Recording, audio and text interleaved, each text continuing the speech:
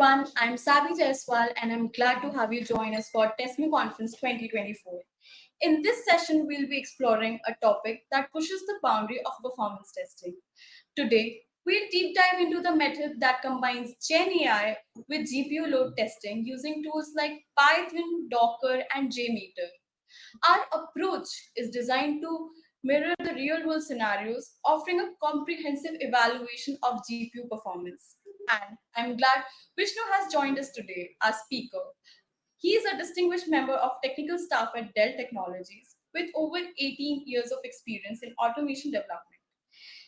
His expertise in creating innovative tools and frameworks makes him an excellent guide for this discussion. You'll gain insights into how Docker container manages workload, the role of Python in orchestrating AI model deployment, and how JMeter integration enhances testing accuracy. This session will cover the benefits of this approach and potential of optimizing GPU infrastructure. But before I start, I'd like to thank all the partners for the support in making this event possible. And also, please feel free to drop your questions in the chat and we'll address them in the end of the session and QA session. And now, I'd like to hand over the stage to Vishnu and share his insights on this topic. Vishnu, Hey, please. thank you, Selvi. Thank you, Selvi. Thanks for introduction, actually. Let me share my screen.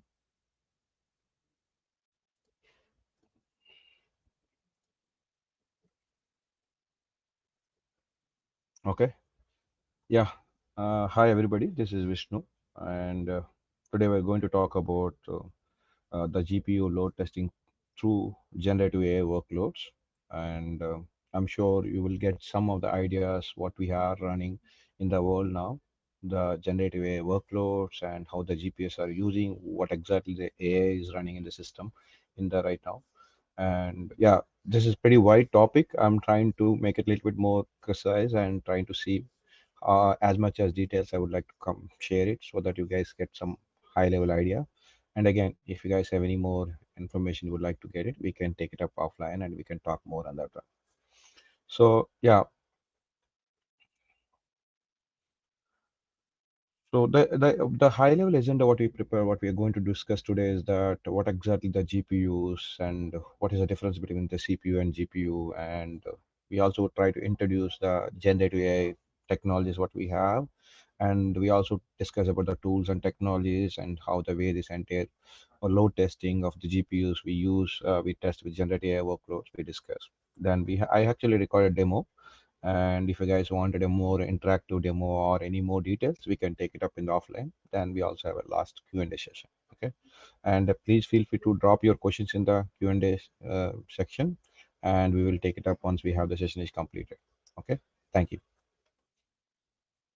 Yeah, I mean that if you look at now, the entire industry is going to talk about the GPUs now because this is one of the key component in the AML technologies. Actually, the GPU is basically a specialized electronic circuit design unit. It's basically a card which will be sitting in the system, which basically accelerates some of the computer graphics or computer designing aspects. Actually, okay, and we will talk about more CPU and GPU difference more in the next slide. But right now, the GPUs are designed to accelerate some of the video graphics or AML projects to make it more faster. Actually, so why that is basically it's pretty faster compared to CPUs what you have traditionally, and it's more games and other things where this is one of the card where they use it. In previously around like I think maybe like in a 5 to 6 years back, more focused for the video gaming, 3D modeling, and all the stuff. Over the years, recently the way the with AML is trending, AI technology is coming up, they are using extensively the GPUs in generative AI world. Actually, that's why people will be hearing more on GPUs now, and extensively they are using in the generative AI because the last couple of years, the generative AI market, the market and industry was grown up so much to generating the content. Actually. So yeah, this is pretty high level slide about some of the CPU and GPU technique, what you call difference between that. Basically, we call CPU basically central processing unit, and GPU we call it graphical processing unit. And we have limited cores in the CPU, but in the GPU we have thousands of cores will be there at the same time to take a task and processing it. And its low latency task will be given to CPU, and GPU basically high throughput task will be executed. And more on CPU is basically good good for the serial processing. And if you look at, you have a Word or web spreadsheets, database, and all the operating system tasks will be used majorly for the CPUs. And the GPU is basically to make the task jobs into small tasks and process the things more simultaneously. Okay, if you look at the video game or 3D modeling where you're doing it things more at the same time, that's where the GPUs will be used. And especially now you will be hearing more on machine learning and artificial intelligence. That's the major difference between CPU and GPU. So you can do the things in the CPU that what we are doing in the GPU, but it will take a lot of time and latency and all the stuff. That's where the GPU is come up, and it will take the things more faster, making the things is small task and giving to the multi cores and the process at the same time and delivering the content. So I think now we talked about CPU and GPU. Let's go more into generative AI. So what exactly generative AI? I think the word itself says that it is generating the AI, actually generating the content. That's the major one. What we call generative AI is basically creating the new data. We wanted to create a new data using the AI and using the technologies and all the stuff. What exactly it basically is that AI-driven AI-driven technologies where we are actually generating visual content or text content and all the things. It's across the market. You may be talking about, you may be hearing about Chat GPT or a Codium or a Copilot. These are all the things where they generate the content based on the what we wanted in instantaneously actually. Okay, how it generates actually, it learns from the over the years, over the things what we have generated, and it extracts and learns. It's called creating the models and all the stuff. And then using that models actually creates the automation. Basically we can create the content in automated way. Okay, with this what we can, it can help us that it can save a lot of time, and some of the things what creativity what we have built over the years can be reused again now. Okay, so and I think I already talked about here the what is training and things, but we will talk about what exactly it's called actually. If you look at in the industry, there is majorly two type of what you call as an generative, or in the generative side, you will hear two type of things actually, workloads. One is called training, and another one is called inference actually, inference.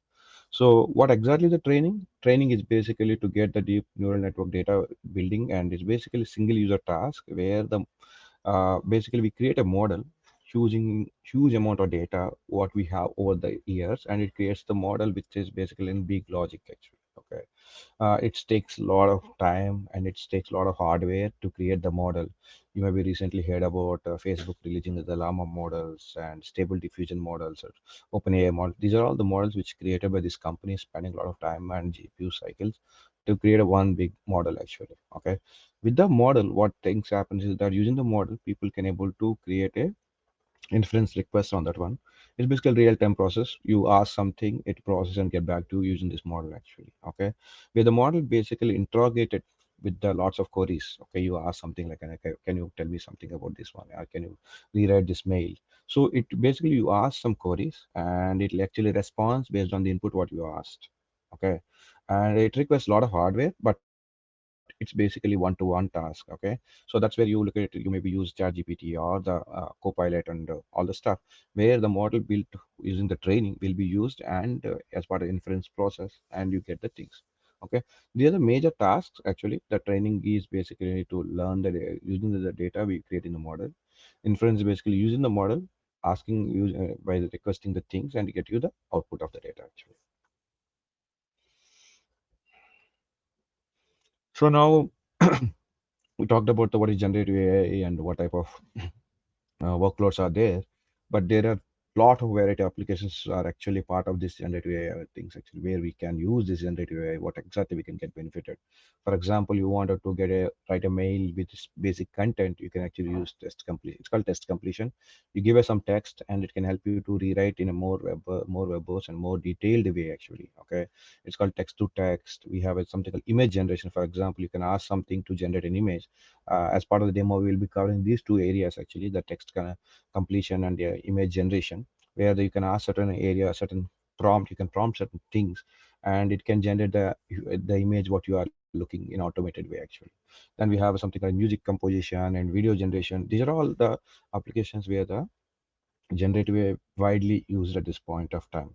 So you will be seeing across the world the generative AI applications. For example, you take text completion. There are technologies in the software, e-commerce, entertainment, education. Everywhere these things are used, and some of the key softwares in the text completion are some of the key what do you call it, tools you can see is basically OpenAI's ChatGPT or the GitHub Copilot. Microsoft also released a Copilot in the Edge. Actually, there are a lot of chatbots. These are all the tools where we actually use the text completion area where we can get generate the data actually. At the same time, if you look at image also, there are so many tools are there. A lot of vendors have started focusing on this because the image generation is one of the key things where people wanted to generate the images more faster and easily. There are a lot of softwares called Stable Diffusion, Easy Diffusion, and Mid Journey. All these tools are there in industry, which are basically run as a services in the web portals and the cloud, so that user can go there and ask certain prompts and you can get the images based on the requirements.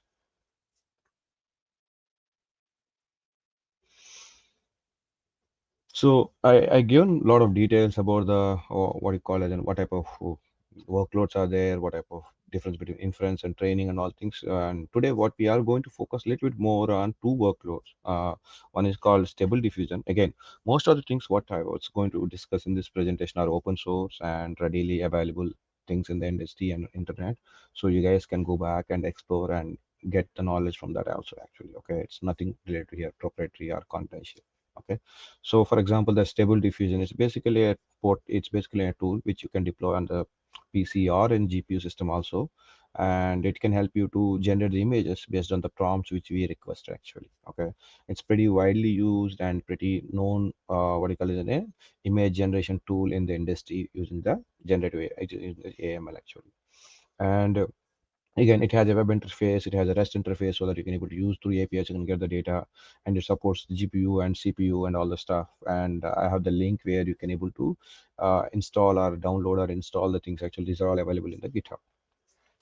So that's the stable diffusion. As part of the demo, we will show the tool, how it looks, and how we will use this tool to stress the GPU and how we can able to scale up and run the more things at the same time for the load testing. And the next one is basically the Dell AI chatbot. Again, Dell. It is again Dell actually given an open source what do you call it, an application which anyone can able to use it in for their own purposes. So it's basically again a user-friendly chat application which basically interacts on the Llama 2 large language model. And in fact, we have actually tried on the Llama 3 and also it's working fine, absolutely. And it's pretty user interface UI, and it has an again REST API where you can interact with offline and you can get the data, not just from the web UI. And it built on the Llama 2, and we can. It was also working fine with the Llama 3 model, and it is accessible over the GitHub, and we can able to download and can use it. And this is also supports on all the OSs on GPU and CPU also. For example, these tools you can still install on the what do you call it, systems PCs actually, where you have CPU, and you can actually have a hands-on and understanding on that one. Okay, thank you. So yeah, these are the two tools we will be demonstrate more on the demo purpose. But these two tools are actually, one is for text generation, one is for image generation we are using. We're working on the audio and video generation tools for the while we would like to do the GPU testing. But right now these are the two tools which we are extensively using for our testing purposes. So I'm just slightly taking to the scope of the things what we do actually. Okay, we have told about all the industry about CPU, GPU, and generative AI workloads and their key workloads and all things. But what exactly we do, where exactly we fit these things, and how we do use these tools. So what exactly we do, that's what we're going to cover in this slide actually. So as part of testing, we have multiple phases. We have the unit testing, product testing, or functional testing, and then we have a non-functional testing or system testing actually. So these tools where we use in the non-functional testing, or you can call system testing, or we call offer testing. So there are different words out there, but basically where what we exactly we do in this one, we try to focus on the customer use cases and see how the customer uses the systems. We try to replicate the same way in our labs and see how the way the system is performing under these particular loads. Okay, so basically when the customer wanted to use a database or he wanted to buy a server for the AML workloads purpose, so we try to simulate the same way in our labs and try to run some of the AML workloads or the database workload or mail workloads on the system and see how the server is behaving, make sure that it works properly and no issues with the system, no issues with the application, so that we can certify that server before we release it into the market. So majorly we focus on the system test phases to simulate the real world customer use cases, the customer real world applications on the servers and make sure that the system is running properly actually. Okay, the typical life cycle we can see here is that the system when it comes up to the data center or into the lab, we try to deploy and configure, and then we try to simulate the customer workload. That's the focus of this presentation. How do we simulate? What exactly the tools we use? What type of simulation tools we use it, and how much load we can stress, and what component we stress. That's what we focus. But we simulate the real world customer work stress and use cases on the system. At the same time, we try to manage and monitor the system using different tools to make sure that the system is performing good, there is no issues, there is a spike of the CPU or GPU utilization, all the things we monitor. And at the same time, if there is any service updates, for example, if you need to update a software patch or you need to update a database patch or OS patch or a firmware, we keep updating and we continue to run this workloads on the system. And once that is over, we try to retire. Basically, the life cycle of a system in the customer data center, how they try to use it, we try to simulate the same thing in the system test and in a 1 week time frame actually. So in that, one of the key thing is that we try to simulate the customer workloads and run the extensive load on the particular component or a particular ecosystem to make sure that how it performs in the real world use cases.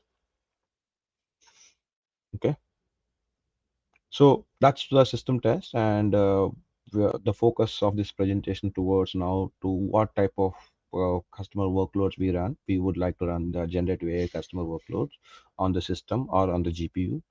For that, what type of tools we used, and what are the tools and what are the technologies we use, and how do we actually come up.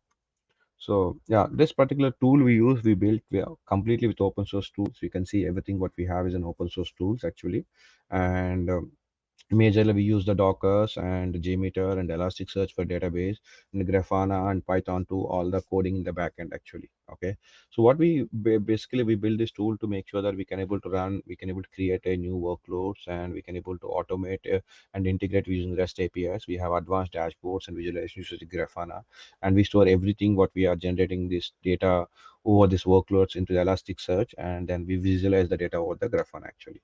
Again, all the tools, all the solutions what we are seeing is everything is open source and able to extend and expand. They can able to easily use for their projects actually. Okay. So as I told you that we have a lot of key technologies we use as part of this solution. Okay, this basically what it's called as a workload generator or a simulator load testing simulator. That's a tool we are talking about now, which will be talking to your generative AI application to stress your system actually over the application layer.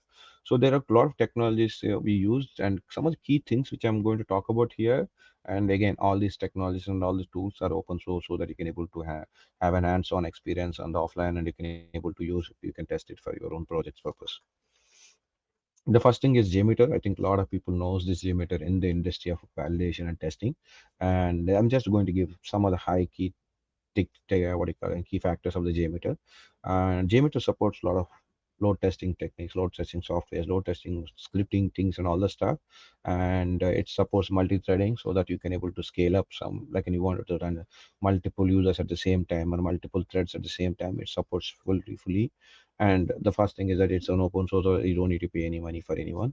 You can actually you can build the JMeter scripts using this, and you can able to run with using JMeter. You can run the JMeter scripts to stress the system. Okay. Next to two things are pretty closer ones, basically the Docker and Docker Swarm. Okay, Docker is basically one entity, basically where we can able to create a Docker image where with the containing the Python scripts and JMeter, which will be able to generate or ask requests to your application. Okay, and yeah, it's pretty easy to come up, and it's very easy to dispose, and it's very resource efficient. Previously we used to have use VMs, but the Docker makes the life more easy, so that it can able to come fast and start working things, and then it can done once it's over. It can be removed from the system once it's over. Again, these are all the open source. Again, I'm keep telling it. So what is a Docker Swarm? Yes, a lot of people maybe heard about Kubernatives and all other clustering techniques, but we use the native Docker clustering orchestration tool called Docker Swarm. What it helps us is that when we want a thousands of requests to generated to a server to stress, we will need a multiple containers which need to run across the across systems. So that's why we use Docker Swarm. Basically, help us to run multi containers in ecosystem at the same time to generate the load. Docker Swarm is a cluster management system, a cluster management and orchestration solution, and it also helps us to do the load balancing. It has a REST API. It's again open source. So we just asking that I wanted to run thousands of users with this particular script. It actually orchestrates thousands of containers and coming up with this particular script and starts in the system actually. So the final one is Elasticsearch. Okay, this is again it's a real-time distributed database which can store the real-time data for you and also able to visualize the data using the Grafana actually. And it has again completely open source, schema free, and REST API supported, so that you can able to send seamlessly the data to the database and able to use the data and visualize it in the Grafana actually. These are the key technologies which we use. There are a lot more technology we use in the backend called React, Python, Harbor to store the images and all the stuff. But these are the key things, and all these things are available in this industry, and you can able to easily access and use it as part of your projects. So I'm just going to give you what exactly this entire solution called JAS as I think JMeter as a service. We named it as like that, but how exactly it help and how is exactly it orchestrate the things, how the way the flow of data goes in and how the way the system is getting stressed and all that stuff we can see here. For example, we have the something called React application, which is very much like a lightweight front-end application where user will be log in and they can able to manage the, you can able to start the jobs, you can able to manage the jobs, and you can able to stop the workloads and monitor the workloads. All the things we can see here. And the load generators is basically completely a cluster of systems, excuse me, which where we will install the Ubuntu on the cluster, and we connected a Docker Swarm connected to all the systems, and then which can help us to bring the Docker containers in the real time actually. Okay, and then we have an Elasticsearch database to store all the data what we are getting from the thing, so that when the job is over, still we can able to monitor it, all the stuff. Then we have a Grafana where we can see all the utilization data, always running, and all the stuff actually. So what exactly happens is that when user goes to React, basically in a REST API based application, that's a very lightweight front end application where you go and say that I would like to run this workload on this particular system. We want to run this many users. He goes back and submit the request. So mm, okay, you go back and submit the request, then the request goes to the load generators based on the number of users and the multi-threads what we asked. That many number of containers will come up and the load generators in the backend. These are all happens in the backend. So users won't even aware of what's happening in the backend because the containers will come up, the script will start running, and the script will have a task what need to be run. It will take care from that. So once the container come up on the system, so what container is basically container is like an small JMeter script, which will be start asking information on your server or database or your AML server actually.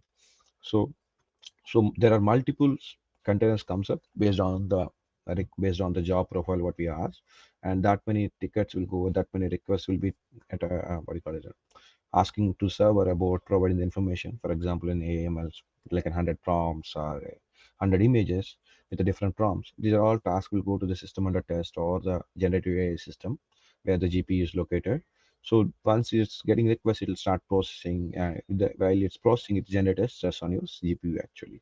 The way what we do is that this is what happens in the real world in the customers. The customers buys a system and they put the generative AI application, and they will be provide that services to the customers, the end users. The end users will be using the services and running multiple threads, multiple requests at the same time. So the server will be able to provide and make sure that server provides the data seamlessly actually. So this way, what happen? This entire containers will keep asking the request, and the server will be providing the response, responding with the request with all the data actually. While this entire process is going on, we collect all the data what is running on the load generators, all about the transactions, the number of requests, the errors, what it happened, if there is error, what is the error specifically. All this data will be storing into Elasticsearch, and what this data user can able to seamlessly access in Grafana actually. So this is high level architecture or the overview of the solution. When we go into the demo, you will see how exactly this entire orchestration, how the way that all this getting interconnected and all things we can see actually. So this is pretty high level architecture. It's pretty very high level. But if you guys wanted more details, we can actually sync offline and we can discuss and we can talk to more and we can able to explore. Okay. I think that's high level presentation I have. Okay. So we covered most of the technology things and how the way we will be stressing the GPU, what is the need to stress the GPU, and how the way we can stress the GPU, and what tools we use, and how the way they intercommunicate with all the things. Now let's go to the pretty lightweight demo so that you will understand all the stuff, and then we can close the things. Okay. So I have a recorded session, but if you guys wanted to offline, a live or interactive, we can talk to, we can figure it out in the offline. Okay. Okay. So much.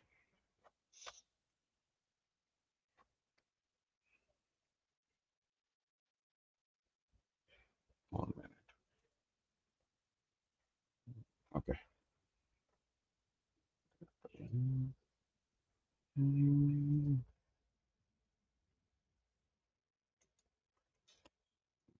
so got it. Sorry. Okay.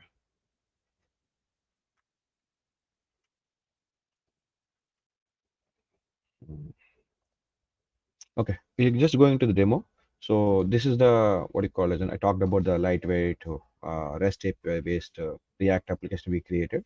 It's pretty small and lightweight. Basically, it will have one placeholder where you will see all the jobs what we are running, and then there is one more place where you will be able to start the workloads, and then we will be able to see the visualization data and all the stuff. And uh, yeah, I'm going to show first to the application, the chatbot application, which is published by Dell. It's called Llama Chatbot, which is basically runs on your system and able to query the answers. This is the architecture of the chatbot. You will find all this information in the internet, and you can able to get to know. So we have deployed this application using these installation steps, and you can see that way the UI will comes up. So this is the UI where you can see all the chatbot related information. Okay. And I'm just asking some information like can you tell me about Dell specific server. Okay. And it will give you the details about, it will give you all the details about the chatbot. Okay, 1 minute, there is some noise is coming up, I think.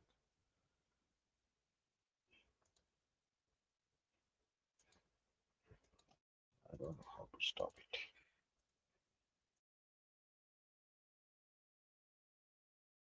Let's proceed. Okay, so I'll pause it and I'll go with this way. So this is a chatbot application which we are talking, and when you look at the, when you ask something about some of the requests, and then you can see that this is the GPU we have, Nvidia H100. This is one of the pretty powerful GPU. Okay, when we run in the GPU, you can see that the spike of the GPU utilization.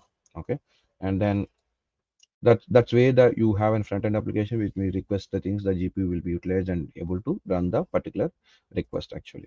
So then we also going to another application, basically that's called as stable diffusion. You can see in the GitHub that same thing, and you can deploy the same application in our system.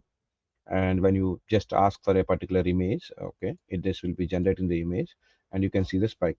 It varies the application, it varies the module what we are using.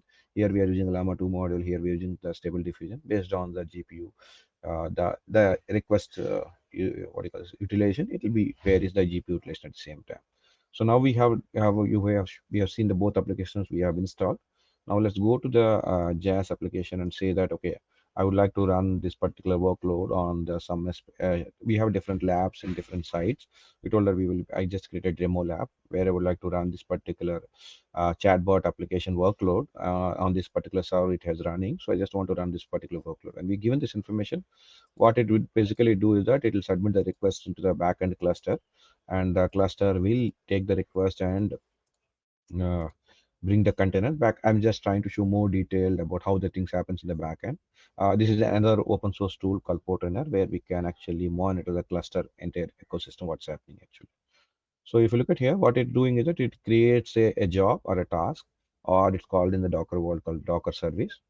And that service basically help us to orchestrate the container what we created, including the JMeter and Python and all the stuff actually. Okay, this is the one of the smallest unit. It comes up and it knows that what system we need to what workload we are running, what is the end system we need to stress, and it keeps the details, and it'll start talking to the system and requesting different. It asks different prompts and asks different data from the system. So you can see that the container came up and it started asking different requests in the backend. We don't see the request, but we will see the number of transactions and what was the average transaction, how it's performing, all the things in the next charts. But you can see that it started sending multiple requests at the same time, and because of that, the GPU started utilizing actually.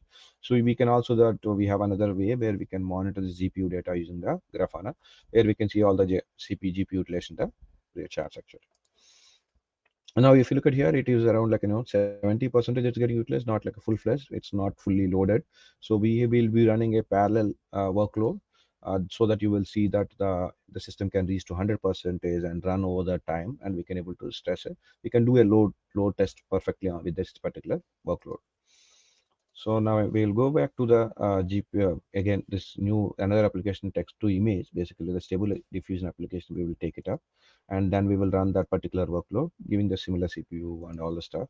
We just have another feature where GPU means it will be little bit more heavy request with a higher resolution and all things. CPU means we will give it a little bit lesser request because this workload can run on both CPU and GPU actually. So now we are actually started a text to image stable diffusion workload on the same system where the already the chatbot is running. So that we can see now we have another service was created with the one container. Again, there are the 8 threads per backend. It will keep running, but right now you will see one user which will be starting.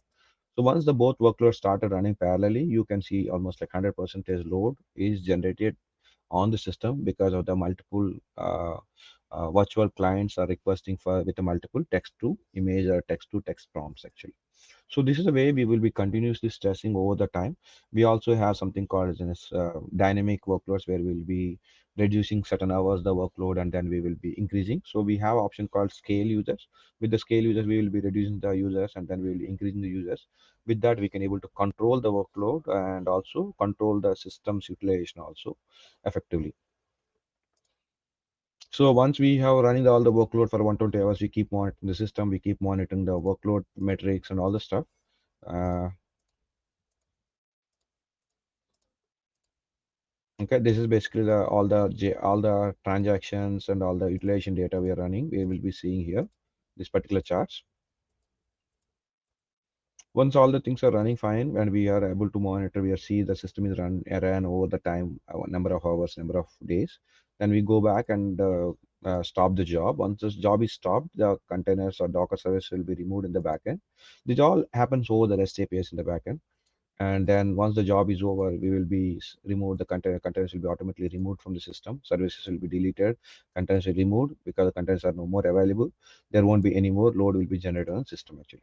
So this is the way what we do is that we orchestrate the application, and we will be using generative applications deployed on the system, and which will be generating the load on your GPUs or CPUs, and this using this from JMeter and Jazz applications, which can orchestrate the containers and able to run the stress parallelly at the same time. Yeah. So we can see the GPU load is going down and CPU is going down and all the stuff here. Yeah. So these are all most of the things what we discuss here is all open source and all available in the internet, and we can deploy and we can able to use. These are the things which we can able to use for internal projects purpose or a load testing or a system testing purpose also. Uh, Yeah, I think that's pretty much. And I know I have covered very, very high level, but if you guys interested how this communication happen, how the things are happening in the back end, what we can get more details, you can please feel free to reach us, and I'm very happy to help you guys. And yeah, this is all open source and the technical technology available. We just need to leverage it actually. Yeah, this is my mail ID, and also you can reach me on the LinkedIn or pages where we can reach out. Yeah, that's pretty much from my side. I think, yeah, I covered as much as time. Thank you. Thank you very much for. Great. So, Vishnu, can we start with the Q&A session then? Yeah, absolutely, yes. Great. So we have this question. Yeah, I'll read it for you. So, what specific metrics and data should be collected during GPU load testing with generative AI to ensure comprehensive analysis? This Okay. is by So, Vignesh. yeah, thanks for the question. Actually, I think when I'm showing the charts, the Grafana charts, we actually collect the some of the metrics and we store it from the system into the database, and we can see. Most of the times we use that NVIDIA SMI command for the NVIDIA, and we have Intel commands, and we have a what do you call it, AMD commands. We process the command, we get the metrics, and we storing it. Most of the times, I think 1 minute. Let me go back to the video where you can see the charts. Basically the GPU memory, GPU memory, and GPU utilization, all the things we collect. I think, yeah, these are the charts we collect actually. The power and temperature and GPU memory and GPU, all the things we collect actually as part of this thing. And these are also again the scripts which we developed on the system, which will be continuously polling this information from the GPU and sending it to the database so that this data can be accessible over the time when we are system is not available also. Okay. Yeah, mostly we use the native commands which is coming from the NVIDIA and process the data and store it to our database for the visualization. Okay. Great. So the next question we have is from Mr. Kumar. So how does GPU load testing differ when applied to generative AI workloads compared to traditional workloads? Yeah, thanks for that actually. So I think the GPUs are used for the multiple applications. You can talk about game designing or the video streaming or the video editing and all the stuff. Because of right now the GPUs are more focused on designing towards the AML workloads. Due to that, we would like to make sure that the generative AI workloads are running properly on our GPUs before we relating to the market. That's why we try to use more generative AI workloads to make sure that the systems are work compared to traditional workloads. Okay. And traditional workloads are actually more focused on the CPU, and generative AI workloads are more focused on the GPU actually. Okay, that's also one of the reason. And if you look at most of the GPUs are more focused now on generative AI use cases. So that's a major reason why we are also trying to make sure that these generative AI workloads we have it in our lab and test it with the system and make sure that it runs properly before we releasing into the market. Great. So we have 3 minutes left. Do you want me to pick another question? Yeah, yeah, sure. Please go ahead. I have Yeah. absolutely. So I'll just pick. Uh, can you share best practices for optimizing GPU performance during load testing with AI workloads? Oh wait, we've done this. Okay. I'll pick another one. So here, beyond GPU utilization, what other performance metrics did you track, and how did you correlate them with the generative workload? Okay. Yeah, thanks for that question. I was showed only GPU charts, but what we do is that when we are running the workload on the system, we collect complete metrics of the system actually, like CPU, memory, power, thermal, fans on the system actually. We completely collect all the data and we draw the charts. Most of the times when the GPU starts, the fans and the power will be increased drastically actually. So all the utilization data we collect along with GPU on the system, and we draw the dashboards for the user to monitor the data actually. And we also collect the logs and metrics of the system, the CPU, memory, and other things. We actually visualize it. But the demo purpose, I just focused on GPU, but we have to collect everything as an ecosystem to make sure that how the GPU is actually interacting or actually handling the system performance. Okay, especially the fans and power on the servers, especially, as very critical for us. Great. So I really like this question. I'll put it on. Wait, I'll share it. Have you explored using other generative AI model, example GNS or Waze, for GPU load testing? If so, what were the key differences and challenges? Okay. So we started working with multiple workloads to see what exactly we can able to get it. Actually, right now, if you look at it, the text to image, what do you call it, audio generation or video generation on Gen A, we started exploring. But right now, what happened? What we try to focus is that whatever the workloads are, open source community available and very widely used, we started, and we still have a lot of workloads that are available in industry. We're trying to see what exactly which can fit us. Again, we are talking to our marketing and quality teams to find out what are the customer best use cases to put it, because we again, as part of system GPU testing, we may not able to cover all the industry supported workloads during the testing period, but we are trying to see what exactly the customer uses and which one is most frequently or which one is more widely used. That's the workload we are trying to use actually. Yeah, the one of the key challenges that we cannot able, the cycle is very small and we need to test as much as and before releasing the market. So we're trying to find out, again, this is a learning curve. It will be keep going on to find new workloads and embedding it and using it actually. Right now, the major one is that we're trying to focus more what customers more frequently and more widely used.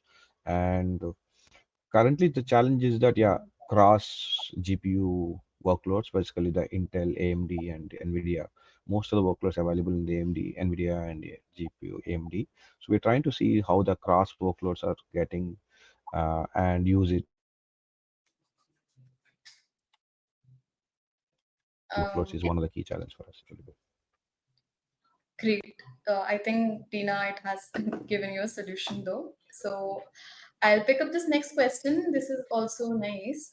This is, can you please throw some light on some of the AI features or any AI supporting tools for load runner? Also, what in general AI we can use for performance testings? This is by Shiva Prasad.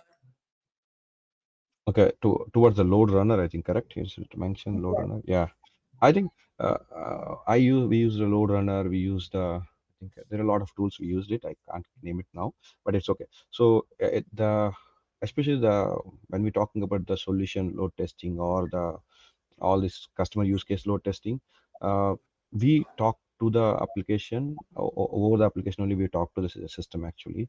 With that perspective, I think you may be using load runner or the neo load or 𝐊𝐞𝐲 or the JMeter. I think it will be very seamless because you are going to talk to the application over the REST interface or the database connection and all the things. Okay. mm, any supporting tools here features some of, okay. I need to check it out on offline with this. Actually, I'm not really sure. But is this integration can be happen with the loader or any other workload? Absolutely yes, actually. Okay, but the other tools are more proprietary and licensed tools to see how do you unit write scripts to integrate your new workloads into their particular proprietary tools. That was also one of the reason why we moved into the JMeter based open source solution so that we can able to write more easy with industry available, all the community and all the things. Great. So I'll just pick another question here. Um, This is nice. How can GPU load testing be effectively integrated into a JAS application to ensure that generative AI workloads are optimally balanced across available resources while maintaining low latency and high through output? Mm, 1 minute. I think I need to read the question again. Oh Lord, just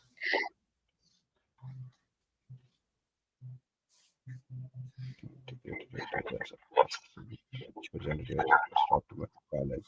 Yeah, I think the one of the key thing here is that we given most of the flexibility is to the end user, so that because the we if you look at JAS application or any other applications, we'll be talking to the workload over the application. It may not even know that how the utilization is happening on the system. So that's the one of the reason why we have actually given most of the flexibility to the user so that he can able to control to run to scale up the workload to run more virtual users to stress the system actually. So that's where the user has most optimized way to do things. And we also have a project. It's a minimal project we started working on to see that using the AI, can we learn the historical jobs and the system profiles and able to create an optimized way of running the workloads actually. But again, this is small project we started, but right now most of the things was given to the user control so that he can able to balance the workload and balance the usage on the GPU. And if we need more run more, he will able to scale up the workload users actually. That's what currently we are doing. Yeah, if I'm not able to answer perfectly, please drop a message to me, and offline we can able to chat and we can communicate actually. Sorry for that.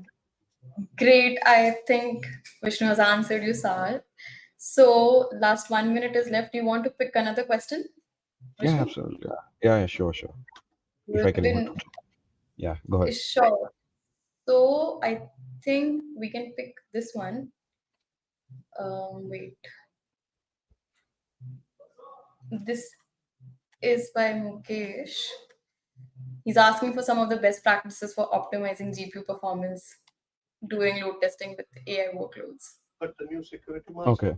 I think one aspect in this one is that most of the optimization we used to do in the AI workload itself, for example, the number of frames, number of what you call it, uh, resolution. These are all things we optimize in the workload so that we can able to run more number of threads and we can able to run more number of frames and all the stuff. But coming to the from the jazz side, when we are sending the workload, that's what we measure it actually. We make sure that we give the some of the frame size, some of the number of what do you call it, replicas or something like that. That's what we try to do, but not much on the AI workload because we are not really got into the AI workload and change it to get a higher performance.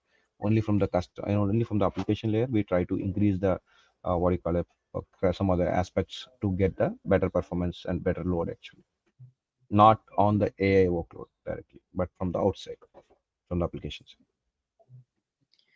Um, Thank you, Vishnu. Okay. So I like to conclude the session now. So thank you, Vishnu, for this insightful session. I think we've learned a lot, and the insights and this end Q&A session was really amazing. I also want to thank all the attendees who were there. So I just want you to know that all these sessions are recorded and will be available and shared with you over the email, and also would be available on our YouTube channel. So you can go back and listen to these amazing sessions whenever you want, and you can share them with your peers as well. I would like to say thank you to all. Bye. Have a great day. Thank you. Bye.